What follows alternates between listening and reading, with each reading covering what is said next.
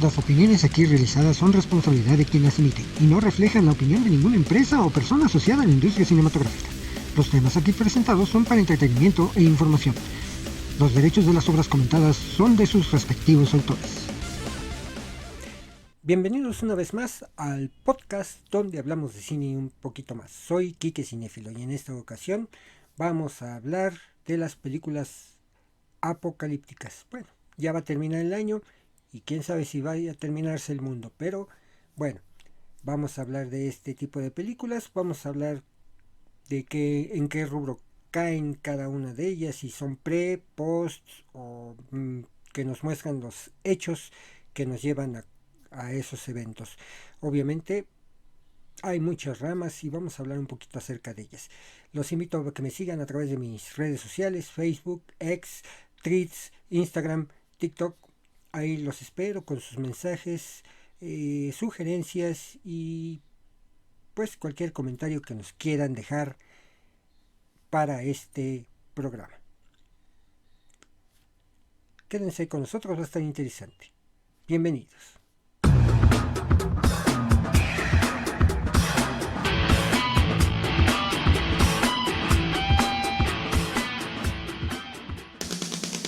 Búscame en mis redes sociales.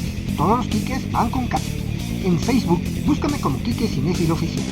En Instagram, arróbame como Quique-Cinéfilo. En TikTok, búscame como @Quique-Cinéfilo-Oficial. En Twitter, arróbame como Cinéfilo Quique. Me puedes ver y escuchar a través del canal Quique Cinéfilo en YouTube y en Spotify. Y me puedes escuchar a través de las plataformas iHeartRadio, Google Podcast, Amazon Music y Apple Podcast. Bienvenidos. Bienvenidos una vez más a el podcast donde hablamos de cine y un poquito más. Soy Quique Cinéfilo. El fin del mundo. Desde que la civilización ha tenido la capacidad de comunicar ideas, desde que se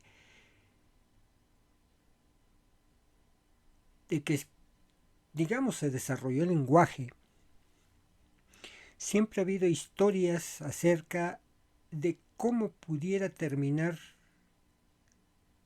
la propia civilización.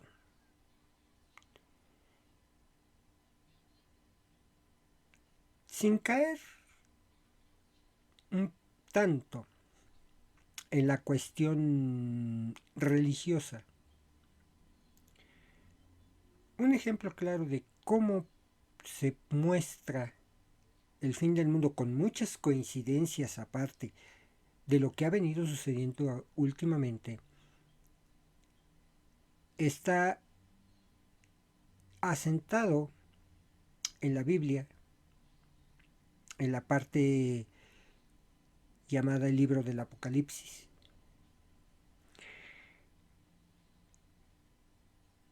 Hechos que coinciden con muchas visiones actuales de cómo va a terminar el mundo se dicen en la Biblia. Por ejemplo, se levantarán los muertos. Muchos actualmente sabemos que esa parte pueden ser los zombies. ¿Habrá lluvia de fuego? Bueno, no estamos exentos de que ocurra una guerra nuclear. Y ejemplos en el mismo libro de la Biblia existen muchos y que coinciden con hechos actuales. ¿Realmente el ser humano está buscando terminar consigo mismo? ¿O la ambición de éste está provocando que tengamos cambio climático, guerras, virus? Venimos saliendo, de hecho, de una de las pandemias más importantes del siglo XXI. Hechos que hace 100 años no ocurrían en el mundo. Y muy fuerte, porque aparte de todo, y a pesar de que existen ya métodos científicos, estudios, pues no se pudo controlar una pandemia como la como la que vivimos con el COVID-19 o el coronavirus. Muchos cineastas han interpretado desde tiempos inmemorables, bueno, no tiempos inmemorables, desde, digamos, más o menos de la década de los 70 para acá, escenarios apocalípticos y post-apocalípticos. Ejemplos claros de ese tipo de situaciones los vemos en Mad Max, los vemos en El planeta de los simios, en fin. Y el mundo también interpretado, por ejemplo, Japón, con el ejemplo más claro del monstruo Godzilla, que se crea a raíz de una situación del manejo de la energía nuclear. Hemos visto también interpretación de otros cineastas que el apocalipsis viene de otros planetas, porque no estamos solos en el universo. Así es que nos encontramos en el límite. Esta semana en México, sobre todo aquí en la capital del país y en el área metropolitana, vivimos uno de los fríos más impresionantes que habíamos tenido durante mucho tiempo. Una semana en donde no salió casi el sol. Apenas ayer, antier, que fue sábado, viernes, sábado, medio salió el sol. Nos hemos estado congelando, literal. En una semana en donde todavía no llega el invierno. Y bueno, ya estamos sufriendo con el frío, ¿no? Y en un, digamos, área geográfica donde regularmente no existían este tipo de eventos climatológicos. Cuenta la leyenda mexicana, que los aztecas llegaron al Valle de México guiados por Quetzalcóatl, y donde les dijo: este es el lugar privilegiado. Y sí, durante mucho tiempo el Valle de México fue privilegiado porque no hacía calor, no hacía frío, siempre había un clima templado, las lluvias normales, pero bueno, se ha descompuesto. Ha llovido poco, pero cuando ha llovido, híjole, se vuelve un caos la ciudad.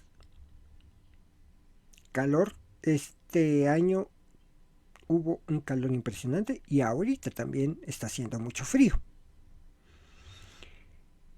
Eso nos lleva pues al cambio climático, una de las probables causas de un apocalipsis. Ya vivimos la etapa del coronavirus, que también ese es otro tipo de apocalipsis. Nada más nos falta la invasión extraterrestre y la cuestión de los zombies, ¿no? Que no estamos lejos de ello. Para mí, para un servidor, les voy a dar 10 títulos y mi opinión acerca de cada una de las películas de las que les hablaré, y en dónde las colocaría yo en cuanto a un posible apocalipsis. Estas 10 películas son mi selección, son las que mejor representan este tipo de situaciones. Si tú tienes alguna duda al respecto, no estás de acuerdo con la lista o tienes alguna sugerencia, te invito a que lo hagas a través de mis redes sociales. Vamos a hablar de la primera película. No están en orden. Para mí son 10. Ni la primera ni la última están en importancia. Sin embargo, ustedes ya las acomodarán como ustedes deseen. Vamos a hablar de la primera película, y que cae mucho en precisamente lo que yo les mencionaba acerca del cambio climático. Esta película, que se estrenó en el año 2004 y pues está protagonizada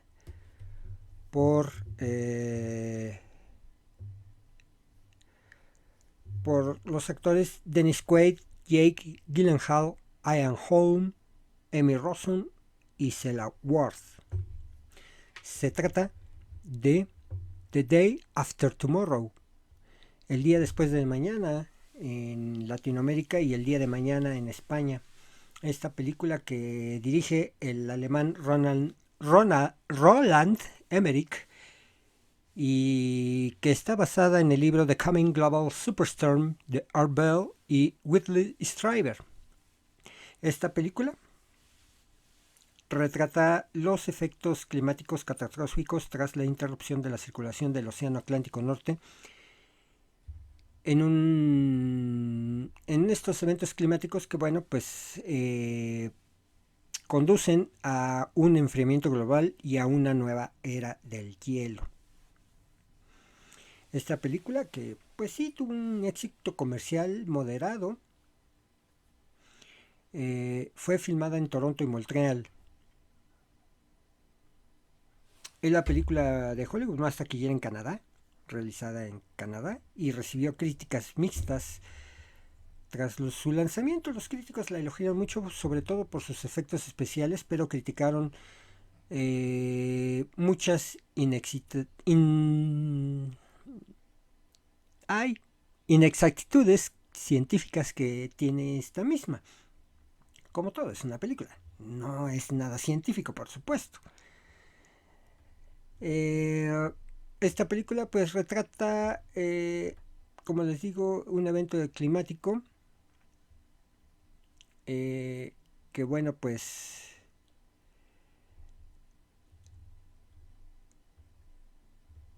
ocurre y termina por afectar sobre todo les digo que ando bien mal con la dislexia. Bueno, el hemisferio norte. Y yo me acuerdo mucho de esta película porque es en la primer película que, pues de cierta manera, no sé si nos pongan en mal o en buen plan, pero dicen, México no quiere dejar pasar a los gringos a su territorio por esto, ¿no? Entonces, es algo ahí medio chistoso que ocurre en esta cinta, donde vemos pues una gran tormenta invernal, como les digo, en el hemisferio norte. Esta película que tuvo un presupuesto de $125 millones y recaudó en taquilla 555.840.117 distribuida por 20th Century Fox, y la pueden apreciar en la plataforma Star Plus. Ahí la pueden mirar, esta película.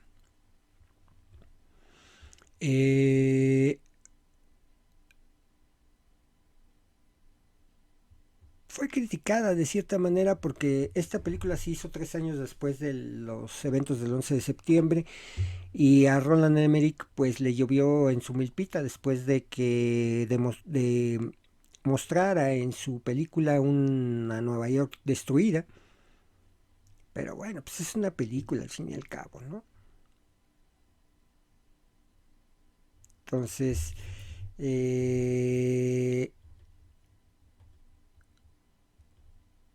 hubo personas como Patrick J. Michaels, negacionista del cambio climático, que calificó esta película como propaganda de los que defienden el clima. Y hubo otro, por ejemplo, el científico Stefan Rahmstorff del Instituto de Potsdam del cambio climático, dijo que pues obviamente era una película de desastres y no un documental científico, pero que pues sí podría considerarse como una película que pudiera mostrarnos los efectos, sin embargo no tiene sustento científico. Bueno, el día después de mañana, ese es el primer filme del que les hablo.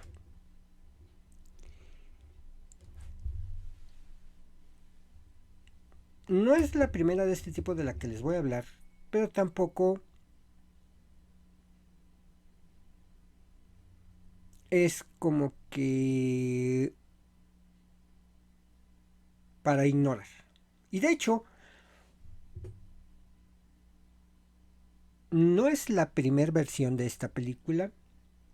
Va a haber incluso próximamente un estreno, otro remake, digamos así, de esta cinta, ¿no? Basada en un libro que se publicó en 1898. Fíjense, ya más de un siglo. H.G. Wells.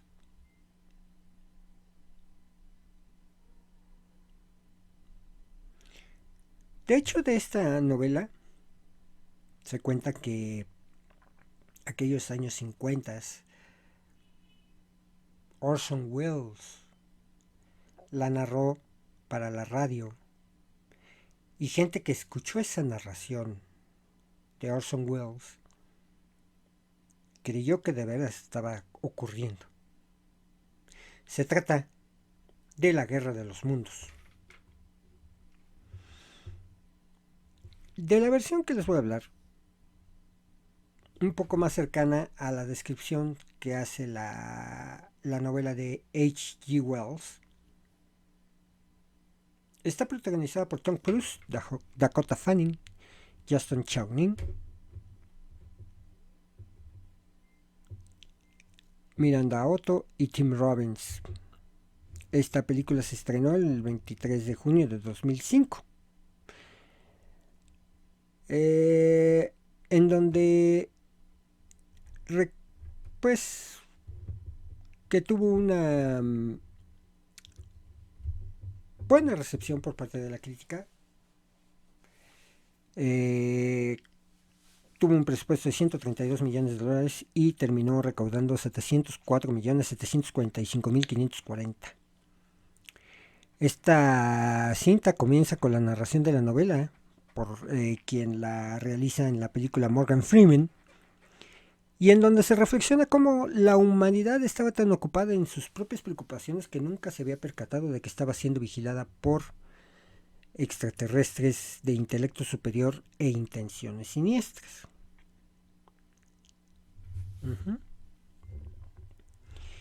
Y pues obviamente hemos visto cómo es que el propio ser humano se contradice un poco. Y les voy a decir por qué se contradice un poco. Igual desde que de manera científica el mundo es mundo, desde que tenemos conocimiento científico, la humanidad ha rechazado que existan en el universo seres de igual o mejor capacidad de intelecto que el propio ser humano. Ha sido algo muy sistemático. Se niega y se niega y se niega. Desde los años 50 que ocurrió en aquel entonces, los eventos de Roswell, Nuevo México, y que donde se supone se encuentra el Área 57, se ha venido pues haciendo una especie de pues no sé cómo llamarlo, pero al final del camino serían como que historias paralelas a lo científico, en donde incluso se creó y es real, hay una carrera de ufología. Entonces el estudio de los objetos voladores no identificados se volvió algo como clandestino, algo como fortuito, algo como que alguien está viendo visiones, etcétera, etcétera, etcétera. Hace un año, año y medio, en el Congreso de los Estados Unidos se reconoció que realmente existen los ovnis, que hay entes biológicos no terrestres, así le están llamando, entes biológicos no terrestres, y que se encuentran en posesión del gobierno de los Estados Unidos. Aunque no ha habido pruebas, no hay videos, no hay fotos reales que nos digan esto es lo que tenemos, algo que hayan hecho en vivo, nada. Pero, pues de cierta forma, este tipo de situación nos demuestra la hipocresía con la que el ser humano se cree único en el mundo. Entonces, obviamente los desastres provocados por la invasión extraterrestre en esta película se llevan muy bien, la supervivencia y cómo es que la humanidad tiene que enfrentarse y unirse para combatir a los extraterrestres.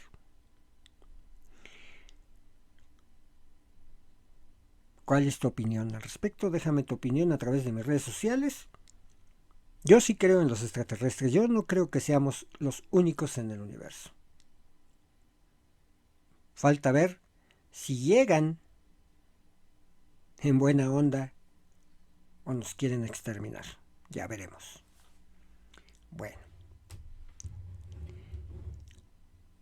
La tercera película de desastre.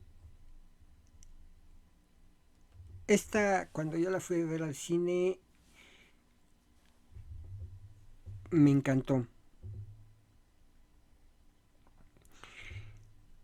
Yo ya,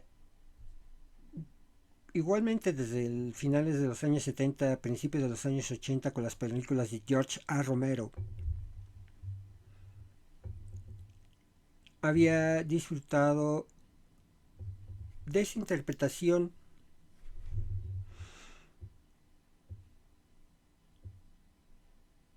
de el probable fin del mundo. El ser humano contra el propio ser humano. ¿Y a qué me refiero con esto? Sí, tenemos grandes avances científicos,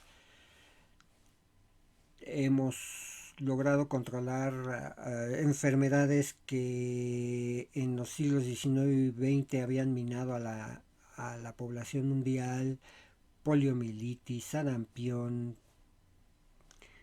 muchas cosas que en su momento provocaron grandes pandemias también.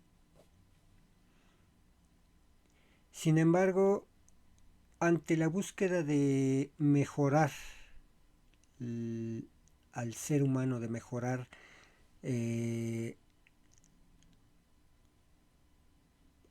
algunas situaciones científicas, se llegan a crear cosas.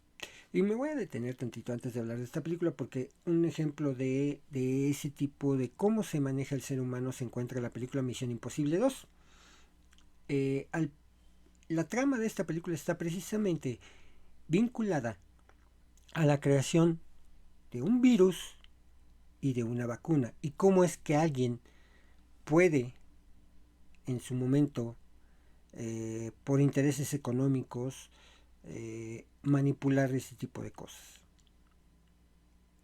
Y es ahí donde viene esta película que se llama Train to Busan. Busan-hae, romantización revisada del coreano, Estación Zombie en Latinoamérica. Esta película que es de Corea del Sur, hecha en 2016, dirigida por Jeon Sang-ho y protagonizada por Gon Yo, Jung Yoo-mi y Ma Dong-seok. Esta película se desarrolla principalmente en un tren que viaja a Busan durante un apocalipsis zombie que estalla repentinamente en el país y amenaza la seguridad de los pasajeros. Esta película que se estrenó el 13 de mayo en el Festival Internacional de Cannes y el 7 tuvo una muy buena recepción. El 7 de agosto también la película estableció un récord como la primera película coreana de 2016 en alcanzar una audiencia de más de 10 millones de espectadores.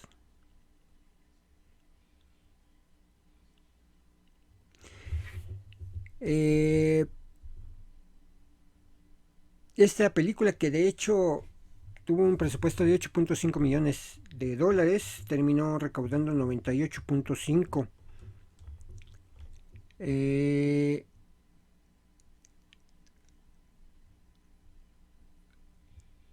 Fíjense, se convirtió en la película coreana más taquillera en Malasia, Hong Kong y Singapur. Además de que también, pues no tuvo mucha recepción en los Estados Unidos, pero cuando la trajeron aquí, yo ya había visto el tráiler. No, es una fascinación esta película. De hecho, estuvo muy limitada en los cines aquí. Hoy día, bueno, ya se puede ver más libremente porque está disponible a través de la plataforma Netflix. Fíjense, la crítica de esta película dice que el portal de reseñas Rotten Tomatoes, que el 94% de los 116 críticos le dieron a la película una reseña positiva, con una calificación promedio de 7.6 sobre 10. El consenso de los críticos del sitio web afirma: Train to Busan ofrece una versión emocionante y única y puramente entretenida del género zombie, con personajes completamente realizados y muchos comentarios sociales para subrayar las ráfagas de acción hábilmente organizada. Metacritic, que asigna una calificación normalizada a las críticas, asigna a la película una puntuación de 72 sobre 100 según 16 críticos, lo que indica críticas generalmente favorables. En Estados Unidos, Clark Collins, de Entertainment Weekly, escribió que la película toma prestado mucho de la Guerra Mundial Z en su descripción de las masas de muertos vivientes que se mueven rápidamente, mientras que también cuenta con un núcleo emocional que la extravagancia protagonizada por Brad Pitt a menudo carecía. Y agregó que el resultado es de primera clase en todas partes. En el periódico The New York Times, Janet Katsoulis seleccionó la película como su selección de la crítica y se dio cuenta de su sutil lucha de clases. Pero también tuvo reseñas negativas, como lo hizo David Elric de IndieWire, que comenta que a medida que los personajes se reducen a arquetipos y que comienzan a tomar decisiones sin sentido, el espectáculo también pierde su personalidad única. Kevin Jaggernaut de The Playlist escribió: Train to Busan no agrega nada significativo al género zombie ni tiene nada perceptivo que decir sobre la humanidad frente a la crisis. Claro, carece de cerebro y esta es la broma más fácil de hacer, por lo que Train to Busan realmente necesita y de lo que excepcionalmente carece es corazón.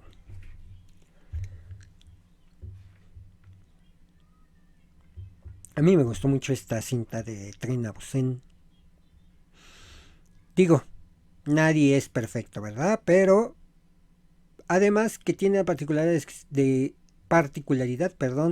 de ser, pues, no hollywoodense, ¿no? Viene de un país totalmente distinto, de creencias totalmente distintas, como lo es Corea del Sur.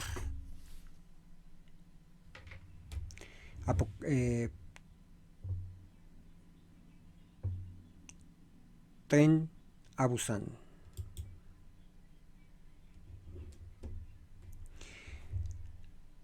Dos de las películas que les daré, o de las que les hablaré,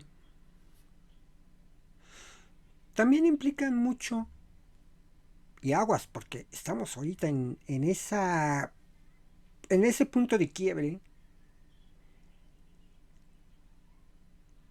acerca de el manejo que le va a dar la humanidad a la pues inteligencia artificial.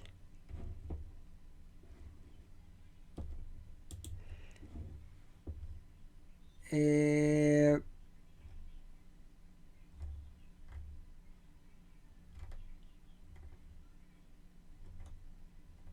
esta película que se estrenó en 1999, donde, discúlpenme, la tos llegó de invitada. Eh,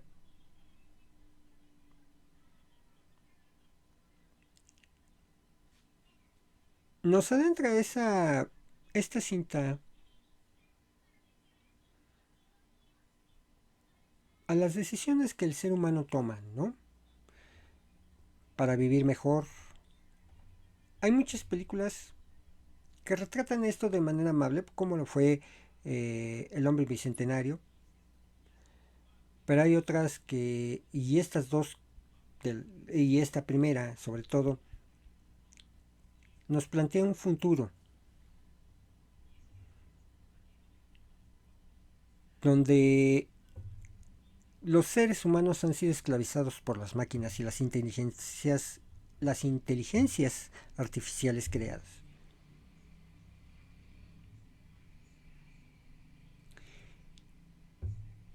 Nos usan literalmente como pilas.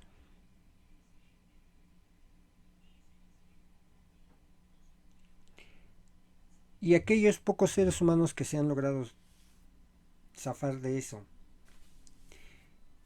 se convierten en una rebelión contra ellas. Esta película, que protagonizó Keanu Reeves junto a Lawrence Fishburne, Carrie Ann Moss y por supuesto el personaje nada inolvidable, uno de los mejores villanos del cine contemporáneo, Hugo Weaving.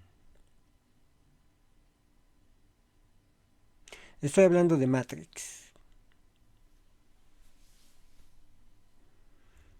Sí, esta película nos plantea un escenario apocalíptico después de la guerra que se sostuvo contra las máquinas, cuando éstas toman conciencia de su existencia y deciden exterminar al ser humano.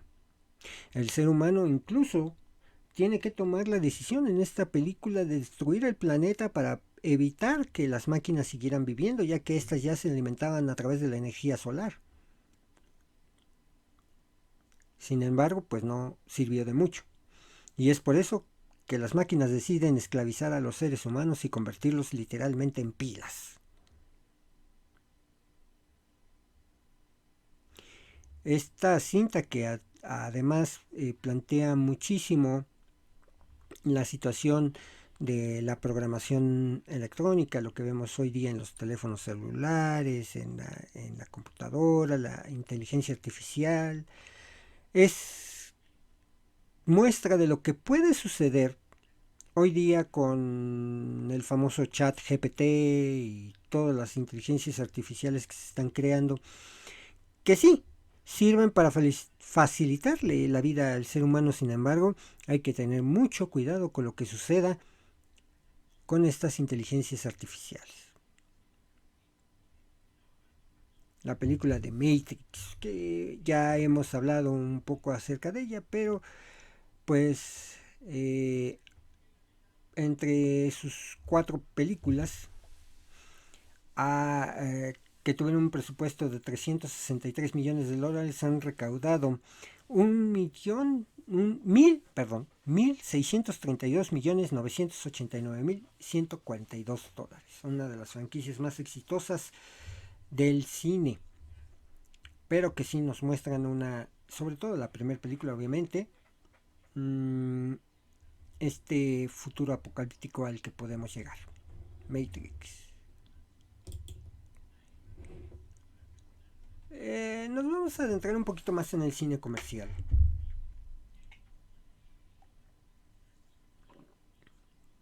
O más bien una de las películas más comerciales de esta, pues,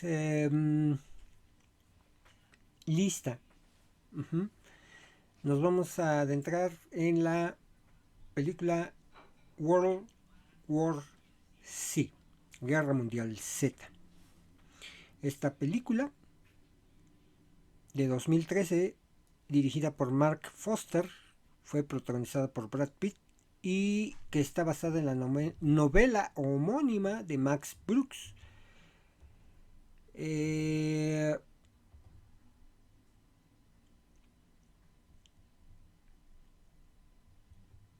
Pues obviamente estamos hablando de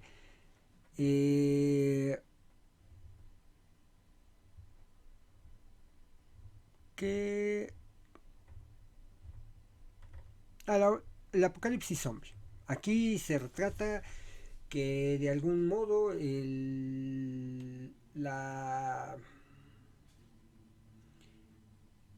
industrias farmacéuticas provocan esto para vender más medicamentos, se les sale de control y bueno, termina siendo algo. Aquí en esta película hay una particularidad que no se había visto en las películas que regularmente conocemos de las de George A. Romero y demás que se habían tenido en el cine.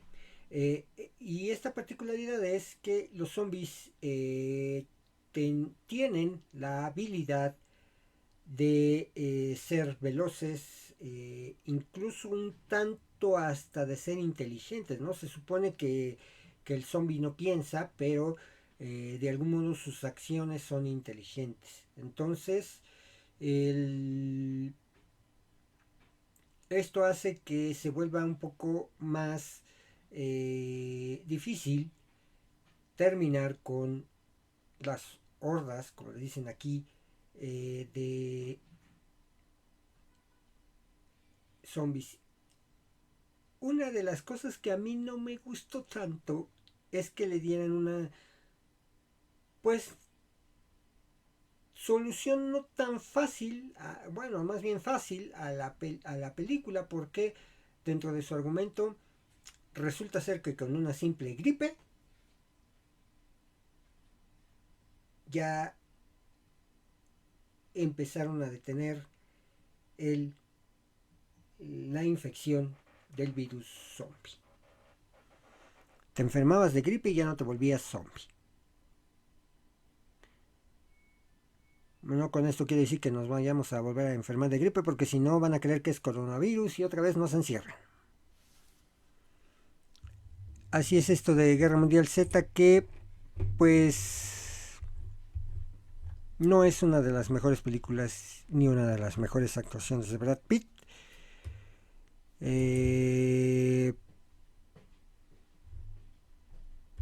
Así que hubo una secuela que estaba preparada para 2014, se canceló.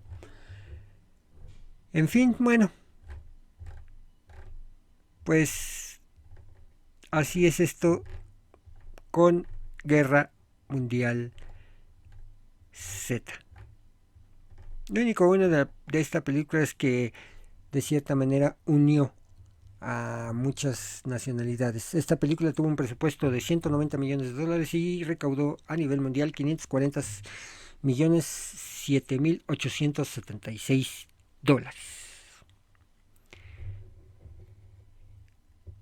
Vamos a hablar de otra cinta, una cinta que tuvo una muy buena percepción, además de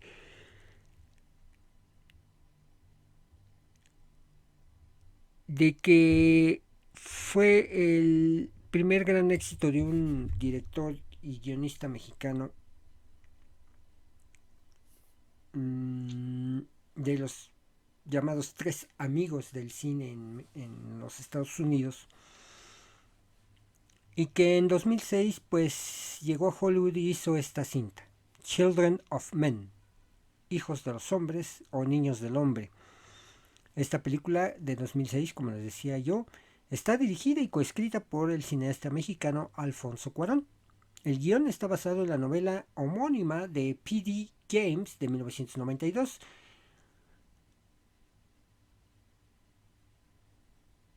La película se desarrolla en un futuro distópico donde los 18 años de infertilidad humana han dejado a la sociedad al borde del derrumbe. Inmigrantes ilegales buscan refugio en el Reino Unido, cuyo último gobierno funcional impone opresivas leyes de inmigración sobre los refugiados. Clive Owen, quien protagoniza esta película, interpreta al empleado público Theo Faron, quien debe ayudar a una refugiada, Claire Hope Ashley, a escapar del caos. La película también tiene entre sus créditos a los actores Julianne Moore, Michael Caine, Chiwetel Ejiofor y Charles Hunnam.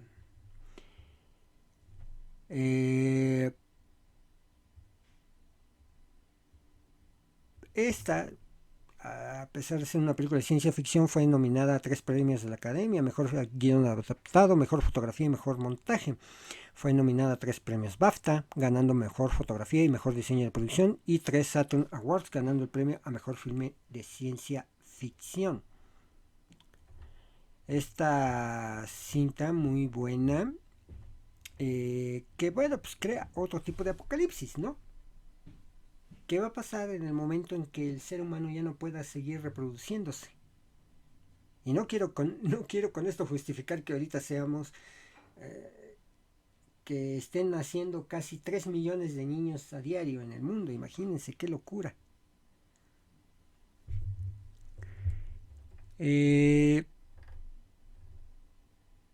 Y imagínense el ya no ser o tener juventud entre su civilización, pues está cañón, ¿no? Y un ejemplo lo tuvimos claro hace poco, todavía hasta hace unos años. La política restrictiva de los hijos en China provocó que en algún momento los chinos tuvieran una crisis de edad en su sistema de salud, en su sistema de educación, etcétera.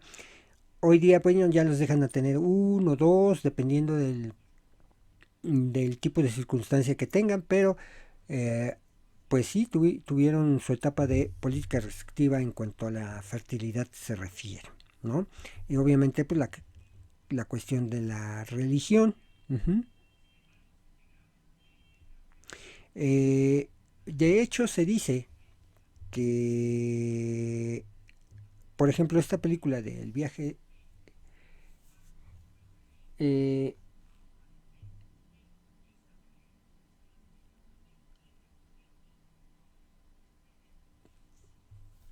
se dice que esta película es una alegoría católica derivada del pasaje de la Biblia que se encuentra en el Salmo 90:89, que dice: pues vuelves al hombre hacia la destrucción y dices: convertíos hijos de los hombres.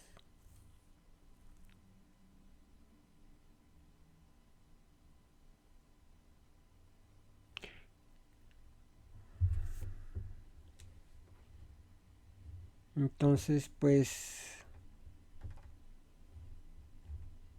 llevó esta cinta muy buenas críticas, muy buen sonido, tuvo muy buena recepción. Por ejemplo, Rotten Tomatoes dice que su evaluación es del 92%, basada en 237 reseñas. El consenso declara: Children of Men trabaja en todos los niveles como un thriller de persecución violenta, un fantástico cuento aleccionador y un sofisticado drama humano sobre sociedades luchando por vivir.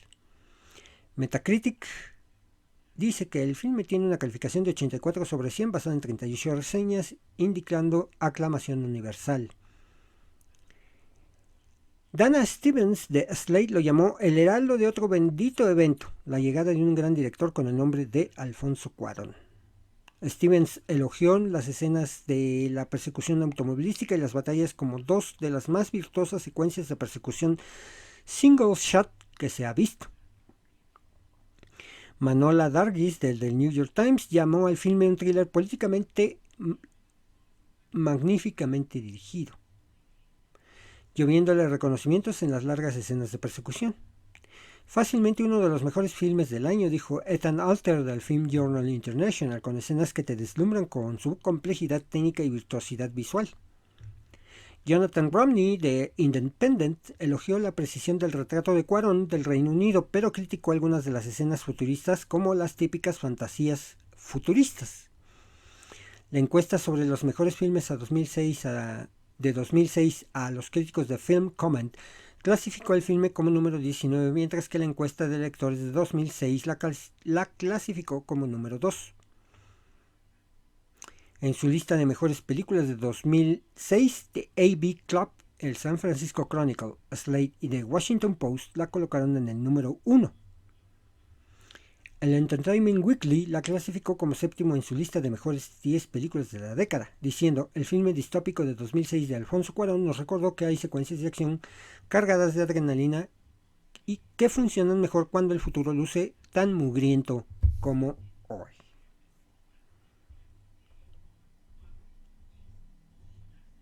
Así que, pues bueno.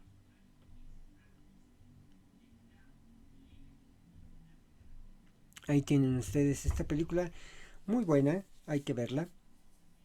Y además, pues porque es de uno de nuestros compatriotas, Alfonso Cuarón. Children of Men.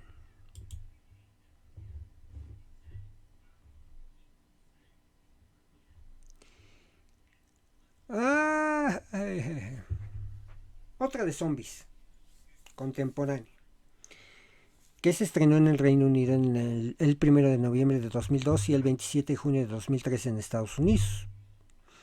Esta película, que está protagonizada por Cillian Murphy, Naomi Harris, Brendan Gleeson, Megan Barnes y Christopher Eccleston, está basada en una novela gráfica del mismo nombre, un cómic para decirlo menos. Se llama 28 días después, 28 Days Later. Esta película, que fue dirigida por Danny Boyle, en donde, pues, como decía yo en la anterior película,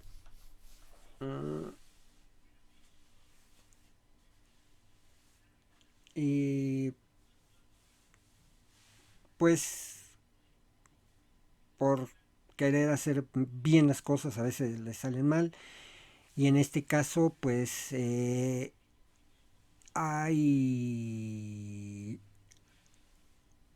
una cierta pues también lucha, algo parecido a lo que sucede también en el planeta de los simios, donde un grupo de activistas entra a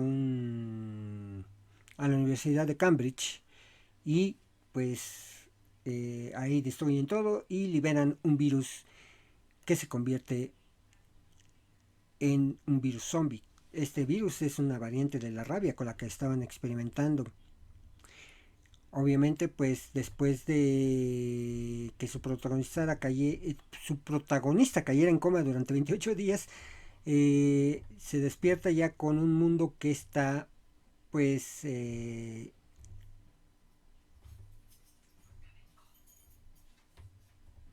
pues sí, enfrentándose a un apocalipsis muy grave zombie. Esta película tuvo críticas, fue un éxito en sus críticas, ya que sus impactantes imágenes de la ciudad de Londres, totalmente desierta y devastada, fue filmada en un completo formato digital. Y esta película tuvo éxito a pesar de haber sido exhibida el mismo día que Spider-Man 3. Muy buena esta cinta de 28 días, otra de zombies, un poco menos comercial, un poco más interesante. Y fíjense, tan así que la película tuvo un presupuesto de $5 millones y terminó recaudando 82.7. Se la recomiendo mucho.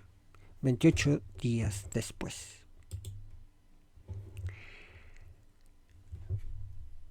Como les digo, también hay películas que nos retratan un mundo posapocalíptico de manera muy amable. Aunque, híjole, sabemos que las películas de Pixar nos hacen pensar, nos hacen como que tienen esa particularidad de la crítica social inmediata. Hay una película en particular que se titula Wall-E o Wall-E. Esta película que se hizo totalmente en ordenador, que fue dirigida por Andrew Stanton, nos indica que hay un mundo apocalíptico en donde los seres humanos se tienen que salir en grandes naves para ver si logran sobrevivir en algún lado, lo que también provoca que sean gordos, obesos, que todo lo pidan, ya no haya relaciones humanas, que ya no se toquen, y todo eso se transmite durante la película de una manera muy, muy eficaz. Vamos a ver que la Tierra está siendo limpiada por un robot, Wall-E, que pues tiene un amorío con otro robot, etcétera, pero el tema principal es precisamente el contexto en que vive Wall-E y que nos transmite esa nostalgia viendo la película, cantando, etcétera, y que eso se transmite a los seres humanos que se encuentran en la nave. Esta película que también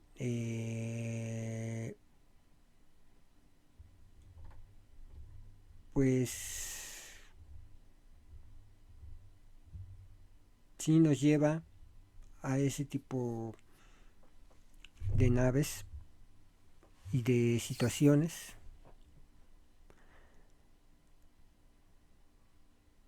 Pues bueno, es a lo que podemos caer si seguimos en esto de depender de las máquinas, ¿no?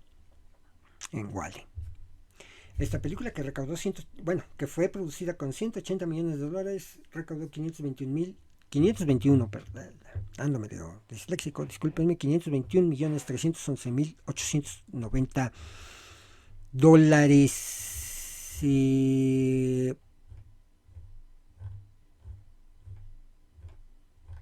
Ya hablaré un poco más acerca de Wall-E, porque quiero dedicar un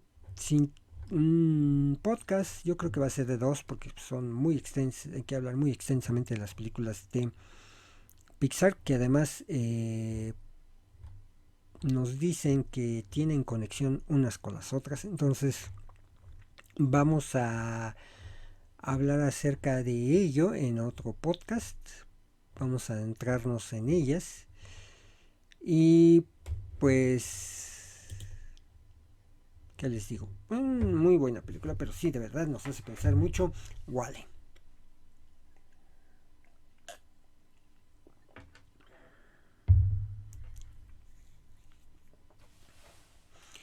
Tenemos la siguiente película.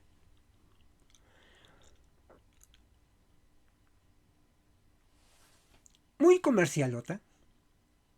Para mí es una de las mejores películas de ciencia ficción. Pero también es cierto que nos muestra ese ego que tiene el ser humano. Vuelvo a repetir, de creerse el único en el universo. Y resulta que nos llegan y nos dan una patada por el trasero. Y esto se refleja en la película Independence Day, Día de la Independencia, de 1996, protagonizada por Will Smith, Jeff Goldblum, Bill Pullman, Margaret Collin, Vivica A. Fox, Judd Hirsch, Mary McDonnell, Robert Loggia y Randy Quaid. Esta película, dirigida también por Roland Emmerich, en donde pues vemos como, ay, pues sí, estamos bien a toda madre y nos relajamos y ahorita pues no pasa nada. El protagonista Will Smith eh, quiere ser piloto de la NASA, no se le da. Steven Hiller, su personaje, eh, Jeff Goldblum, quien siempre nos ha traído personajes de genio, lo hemos visto desde La Mosca, pasando por Jurassic Park y ahora aquí, eh, pues nos dan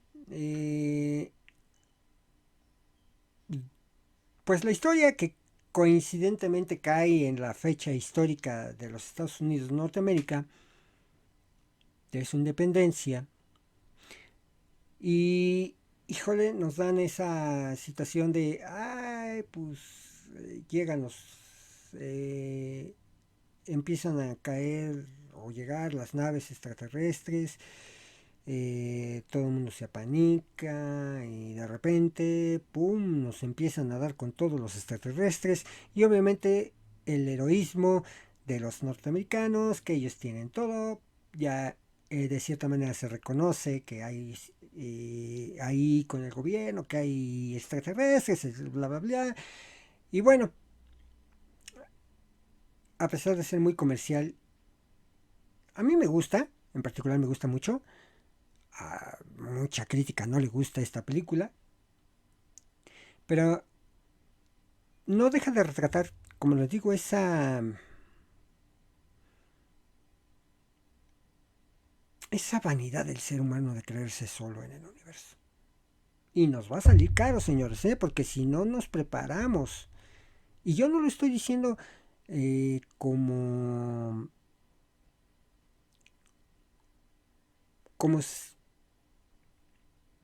individuo, sino porque me preocupa realmente la humanidad. Debemos de estar preparados para manejar una situación de esa. Nadie está preparado ni para tener un hijo, ni para ser esposo, ni para ser hermano, no. Pero creo que podemos hacerlo bien sin demeritar el hecho de que seamos o no los únicos en el universo. Debemos de reconocer que hay tantas estrellas, tantas galaxias, que es imposible que no haya una civilización mejor que la nuestra. Entonces, sin caer en lo chistoso ni nada por el estilo, yo creo que sí debemos de pensar seriamente en tener preparación para una posible invasión extraterrestre. El Día de la Independencia, que les decía yo, pues para muchos les gustó, no les gustó. Por ejemplo, las críticas de la película fueron mixtas, con un índice de 67% de los 79 críticos encuestados han valorado positivamente la película, esto en Rotten Tomatoes, por lo que la nota media es 6.6 sobre 10. La Entertainment Weekly, en una encuesta de 2010, calificaron a la película como el segundo mejor cine de los últimos 20 años, superada por Parque Jurásico.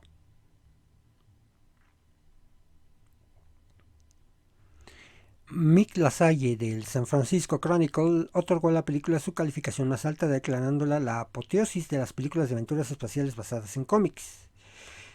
Lisa Schwarzbaum de Entertainment Weekly le dio un notable alto por estar a la altura de su enorme éxito, añadiendo que el encanto es la principal característica contemporánea de esta epopeya. 8 años más tarde, Entertainment Weekly la calificaría como una de las mejores películas de catástrofes de todos los tiempos. Varios prominentes críticos expresaron su decepción por la calidad de efectos especiales de la película. Roger Ebert calificó la falta de imaginación en los diseños de naves espaciales y la criatura como una de las razones para su revisión marginalmente negativa. Y Jane Sixkel expresa que los sentimientos en sentimientos en su revisión en el aire de la película. A pesar de todo eso, la película ganó el Oscar por efectos visuales. Bueno, Ya habíamos hablado un poco acerca de el Día de la Independencia.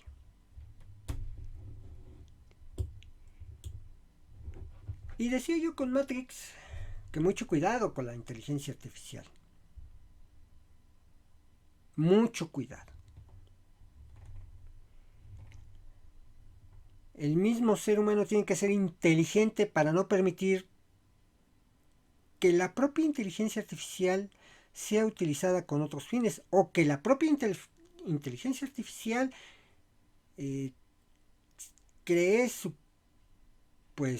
propia vivencia, ¿no? Que se convierta en un ser viviente, por decirlo así. Y es que en 1984 tuvimos el primer acercamiento a este tipo de circunstancia, de la mano de James Cameron, en una película de la que nadie creía que pudiera ser exitosa. En aquel entonces, un ya medio conocido actor de acción llamado Arnold Schwarzenegger acepta esta película, aunque no para el papel con el que finalmente se quedó, que fue el del exterminador.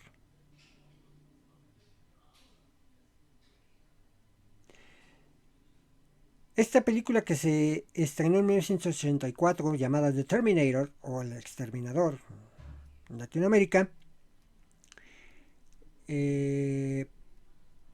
fue protagonizada por Arnold Schwarzenegger, Linda Hamilton y Michael Biehn, en donde la trama se maneja como que las máquinas en un futuro no muy lejano toman conciencia y quieren exterminar al ser humano. El ser humano, hay una gran resistencia a ello, y son liderados por John Connor.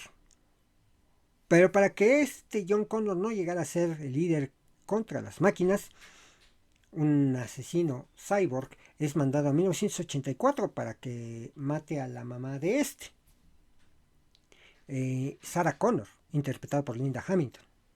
Pero también paralelamente es enviado un soldado preparado llamado Kyle Reese, y quien es interpretado por Michael Biehn. Aquí también está la cuestión de intervenir, ¿no?, en el tiempo, dejar que las cosas fluyan, que esa es una de las cosas que, o digamos, tramas de la cinta de 1984. Una película que de verdad retrata lo que puede ocurrir con la inteligencia artificial en este momento. Y bueno, hasta aquí he llegado a la reseña de las películas apocalípticas. Terminando el año en un tema no muy amable, pero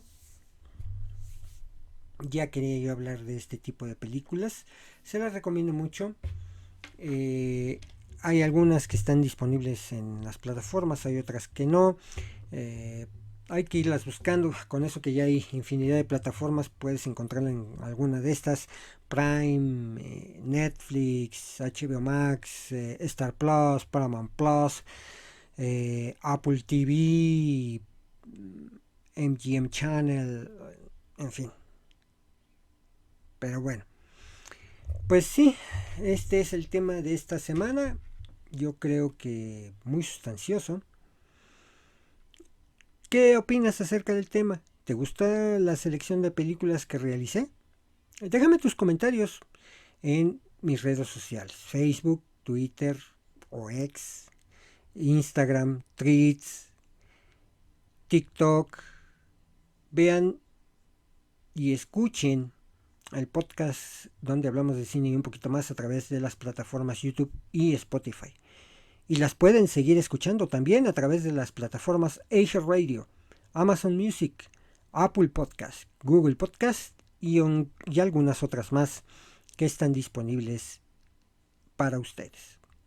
Bien, pues hemos llegado al final de este capítulo. Muchas gracias por su audiencia. Los espero nuevamente la próxima semana. Espero que así sea. Voy a terminar la temporada. Una temporada muy rara, muy atípica. En el último episodio del año. Y si la vida así lo quiere, si la suerte así lo quiere, regresaré con ustedes a finales de enero, principios de febrero, también para festejar nuestro tercer aniversario, y ya esperemos que de ahí en adelante podamos seguir continuamente. En el mes de enero estaré siendo sometido a una cirugía y bueno, pues voy a tener que descansar obligatoriamente de este podcast. Entonces espero yo contar con sus audiencias. Síganse suscribiendo, por favor. Ahí tenemos, sigo a los 323, por favor. Por ahí el que quiera poner ahí su suscripción para terminar el año como lo inicié, pues se lo voy a agradecer mucho. Recuerden que este podcast no está diseñado para pues ser influencer, o simplemente es compartir mi pasión por el cine, mi poco gran conocimiento por él. Lo que no sé lo investigo, por supuesto, pero yo tengo muchas ganas de platicar de esto con ustedes. Gracias. Entonces, quédense, vean más capítulos, por favor. Ahí se los encargo. Esto fue el podcast donde hablamos de cine y un poquito más. Soy Quique Cinéfilo. Hasta entonces. Conducción, guión, cámara, audio, edición y todo lo demás lo hice yo. 2023 Quique Cinéfilo Producciones. Todos los derechos reservados.